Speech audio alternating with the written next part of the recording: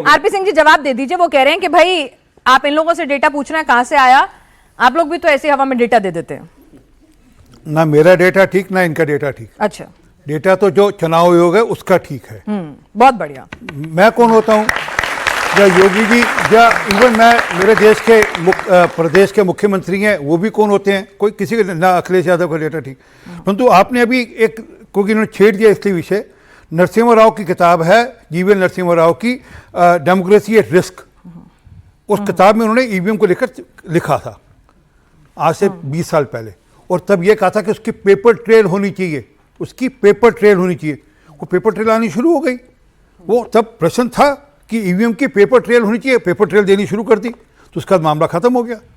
तो ये तो आपके पास पेपर ट्रेल से कोई अच्छी टेक्नोलॉजी वाली बात तो रखी है जरूर, परंतु आप बिना बात के किसी बात कहीं से कहते कहीं का उठाकर कहीं का विषय जोड़ देना ठीक नहीं है। परंतु जो मूल बात पे आते हैं कि क्या सिर्फ यूपी में वोट कटे हैं, क्या गुजरात में यूपी में कटे हैं 13.2 सवा 13% और गुजरात में कटे हैं 14.5%। वहाँ पर तो हल्ला नहीं हो रहा, वहाँ तो पीडीए की बात नहीं हो रही। और अभी तक ये पीडीए डिफाइन नहीं कर पा रहे। अभी तक इनसे 3 बार पूछा कि पीडीए क्या है, पिछड़ा दलित, फिर गोलमोल। अरे सर आप टोका नहीं, मैंने अच्छी बात नहीं फिरती, मैं आप तो बड़े सोच वालों को। तो फिर गोलमोल अब वो कह नहीं पा रहे क्योंकि कहेंगे तो वो ठप्पा लग जाएगा जो हम कहते हैं कि ठप्पा लगा हुआ है। तो क्या है कि खेल यही है सारा क्या। अच्छा, अगर पीडी में सारे आ गए तो फिर क्या दिक्कत है, फिर तो हम भी उतने तंग हो रहे होते जितने तंग आप हो रहे होंगे पीडी में अगर सारे आ गए। परंतु हाँ, हम भी उतने तंग हो रहे हैं जितने आप तंग हो रहे होंगे। परंतु ये एक प्रोसेस है। मैं एक उदाहरण देता हूँ। नोएडा के अंदर लगभग 24% वोट कटा है नोएडा के अंदर। अब बोलो आप बोलो नोएडा से 24% वोट करके, भाई लोग आते हैं, कुछ दिन रहते हैं, फिर शिफ्ट कर जाते हैं, और जब रहते हैं अपना वोट आधार कार्ड वहां बनाते हैं। ये प्रोसेस है। मेरा खुद का वोट, मैं जहां रहता हूं, मैं दिल्ली में राजेंद्र नगर में रहता हूं, मेरा पोलिंग बूथ नंबर 40 है, मेरा वोट कट गया। मैंने पूछा, बोला जी आप 2002 में यहां नहीं रहते थे? मैं कहा हाँ, मैं 2002 में यहां नहीं रहता था। तो बोला आपको डॉक्यूमेंट देने पड़े, जाकर डॉक्यूमेंट दिए, मेरा वोट एनरोल, मैं तो ऑन रिकॉर्ड कह रहा हूं, मेरा वोट एनरोल हो गया। अब प्रोसेस थोड़ा उल्टा हो गया है। पहले ये होता था कि नहीं इलेक्शन कमीशन तय करेगा वोट कितना, वोट किसकी, वोट बना लो।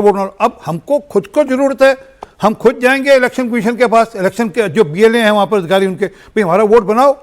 अब इसमें आप राजनीति ढूंढो, क्योंकि एक वोट बैंक को आप नाराज करने की कोशिश करते हो, उस वोट बैंक को फिर अपनी तरफ लेकर आने की कोशिश करते हो। सारा खेल असल में यहां पर है।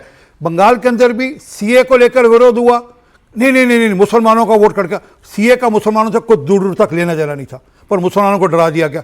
फिर वक्फ एक्ट आया, नहीं, देखो मुसलमानों से अत्याचार हो रहा है। इसी प्रकार एसआईआर को लेकर वहां पर कभी सोचा होगा कि जो जुडिशियल अफसर, इलेक्शन कमीशन ही काम करा रहा था, एसआईआर वहां पर सुप्रीम कोर्ट के तत्वाधान में हो रही है। और एक सेकंड वहां पर जुडिशियल अफसर को वहां बंधक बना लिया था 9 घंटे के लिए। अरे कोई मजाक है? क्यों? क्योंकि आपने डुगडुगी बजा दी।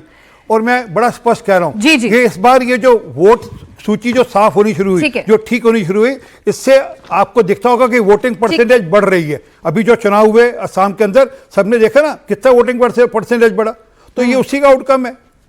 ठीक है, तो चलिए यहाँ पर अमीन साहब ये भी हम आपसे भी जानेंगे, लेकिन उससे पहले जरा सैयद जवाद साहब को इंक्लूड कर लूं। सर, ये परसेप्शन बनाया जा रहा था बंगाल में कि जितना भी वोट कट रहा है ना, सारा मुस्लिम समुदाय का कट रहा है। मालदा, मुर्शिदाबाद उसी रीजन में कट रहा है जहां पर ममता बनर्जी का कोर वोट बैंक है, उनकी स्ट्रेंथ कही जाती है।